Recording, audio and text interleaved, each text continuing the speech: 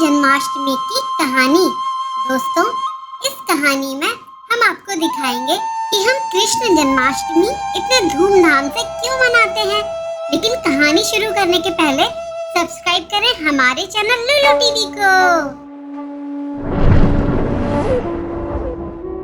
बहुत समय पहले मथुरा में एक कंस नाम का राजा हुआ करता था, जो बहुत ही लालची और घमंडी राजा था। कंस की एक बहन थी जिसका नाम देवकी था। वो अपनी बहन देवकी से बहुत प्यार करता था। कंस ने अपनी बहन देवकी की शादी वासुदेव से करा दी और जब वो अपनी बहन को वासुदेव के साथ उसके महल छोड़ने जा रहा था, तभी रास्ते में बिजली गरजने लगी।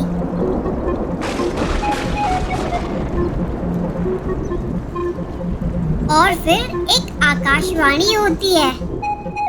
दुष्ट कंस, देवकी और वासुदेव का 8वां पुत्र तुम्हारे अत्याचार का अंत करेगा और तुम्हारा सर्वनाश हो जाएगा।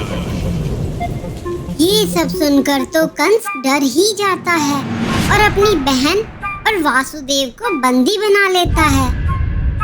अपनी बहन और वासुदेव को बंदी बनाने के बाद कंस बेफिक्र हो जाता है और प्रजा पर फिर से अत्याचार करने लगता है।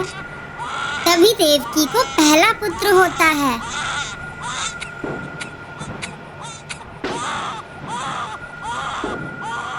कारागृह में एक सैनिक आ जाता है और देवकी से उसका पुत्र छीन कर ले जाता है और कंस उसे मार देता है।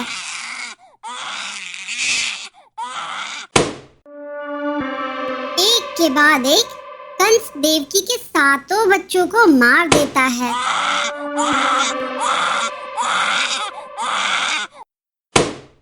हा हा हा हा, मुझे कोई नहीं मार सकता, मुझे कोई नहीं मार सकता, मैं सबसे ज्यादा शक्तिशाली हूँ।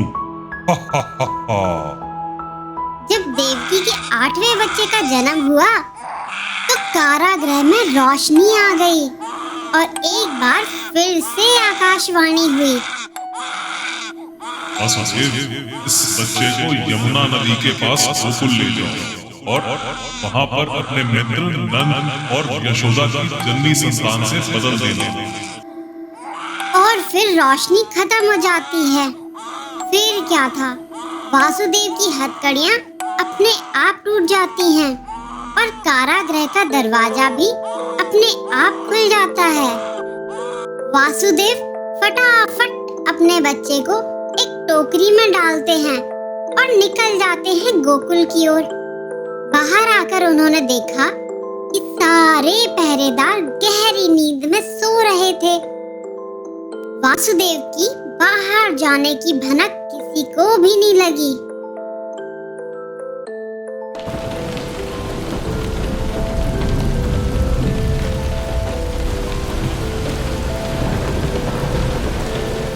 अब समय आता है यमुना नदी पार करने का। नदी में तो तूफान उठ रहा था और बारिश भी जोरों शोरों से हो रही थी। वासुदेव नदी को पार करने के लिए नदी में जाते हैं और धीरे धीरे करके पानी वासुदेव के कंधों तक आ जाता है।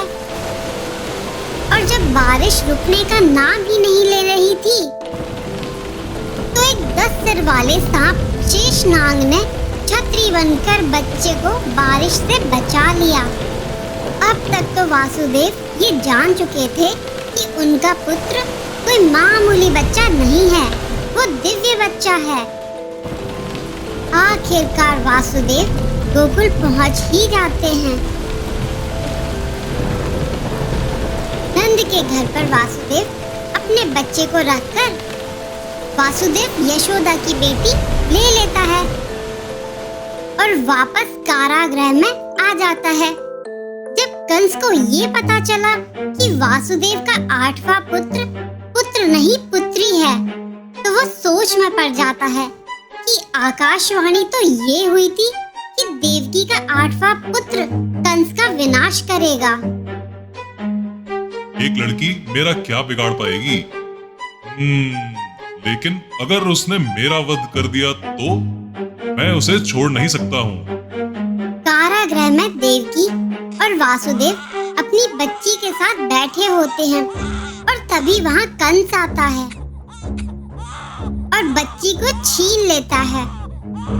जैसे ही कंस उस बच्ची को मारने की कोशिश करता है, वो बच्ची एक देवी का रूप ले लेती है।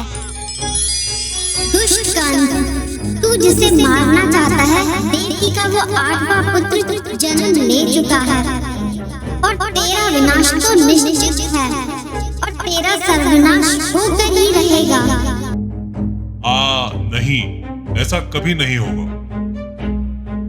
आगे चलकर जब कृष्ण बड़े हुए तो उन्होंने कंस को मार दिया और बुराई पर अच्छाई की जीत हुई और इसीलिए हर साल हम सभी कृष्ण जन्माष्टमी को इतने धूमधाम से मनाते हैं।